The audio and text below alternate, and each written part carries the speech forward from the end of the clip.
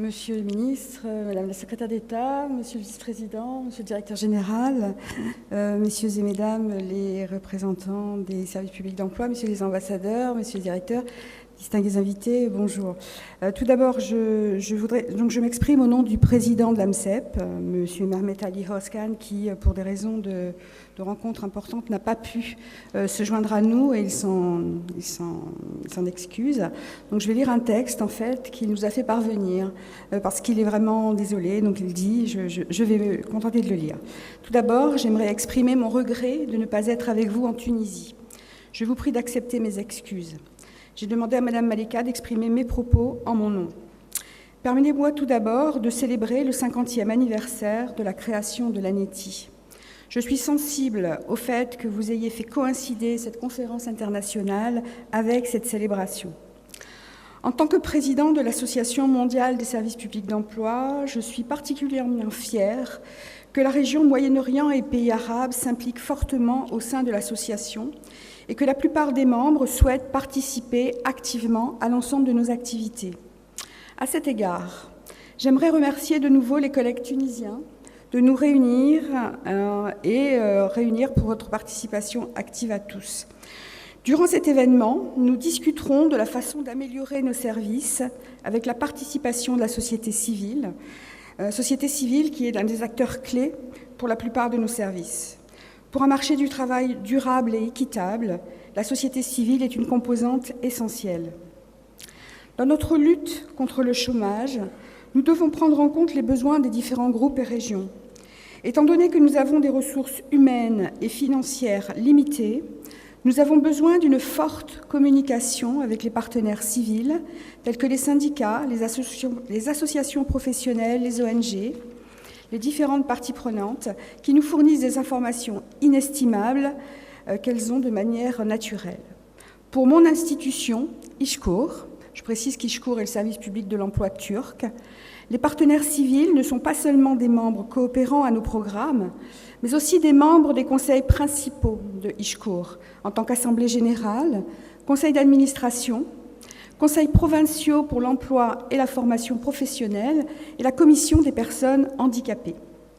Chacune de ces unités de prise de décision est composée de multiples parties prenantes au niveau local et national et joue un rôle important dans la conception et l'évaluation des services fournis par İşkur. Je suis persuadée que cette conférence contribuera au renforcement de la coopération entre les différents partenaires et ouvrira la voie à un échange fructueux de vues avec la contribution de précieuses présentations et discussions. Nous nous sommes engagés à faire de WAPES le premier point de référence des politiques de l'emploi dans le monde, avec la contribution de tous les membres et en communication constante avec l'ensemble des organisations mondiales. Cet objectif pourra se réaliser en échangeant des connaissances et en coopérant sous l'égide de l'Association mondiale des services publics d'emploi.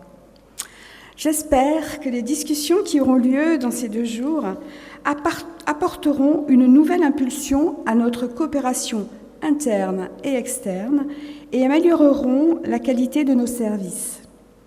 Quel que soit le sujet, je crois que tant que nous adopterons une approche axée sur l'homme dans nos politiques, il n'y a pas de place pour l'échec. Nous devrions promouvoir le respect des droits de l'homme, soit en tant que membre d'organisations gouvernementales ou non gouvernementales. Sur la base de cette vertu partagée, la coopération entre les partenaires publics et civils est très prometteuse.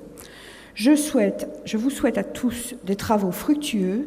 Mehmet Ali Özkan, président de l'AMCEP, directeur général de İşkur, service public de l'emploi turc. Voici les mots de notre président. Merci pour ces applaudissements. En tant que secrétaire exécutive à l'intérim de l'AMCEP, je voudrais également ici préciser que nous sommes particulièrement fiers d'être ici à Tunis. Et comme le disait notre président dans son propos liminaire, fiers que cette conférence coïncide avec l'organisation, avec la célébration de votre 50e anniversaire. Pour ceux qui ne le sauraient pas, l'histoire d'amitié entre l'AMCEP et l'ANETI dure depuis 28 ans. C'est une longue amitié dense, puisque l'ANETI a occupé des postes de vice-présidence. Et je voudrais ici juste saluer messieurs Bakar, Sana, Bedoui, Mamou et Karaouli, excusez-moi, qui ont occupé ce poste durant de nombreuses années, qu'ils en soient remerciés.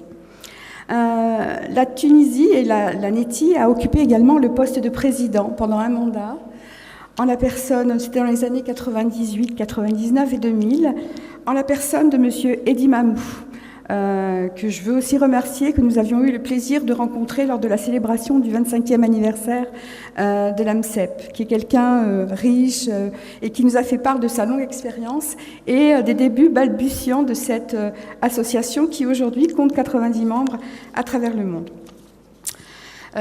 L'ANETI a organisé aussi un congrès mondial en 99 sur le thème des observatoires de l'emploi et de la formation. Vous voyez, c'était en 99, il y a très longtemps déjà, et l'ANETI était déjà, je dirais, en ligne et très engagée dans l'ensemble des actions qui peuvent concourir à la réduction du chômage, et notamment le chômage des jeunes.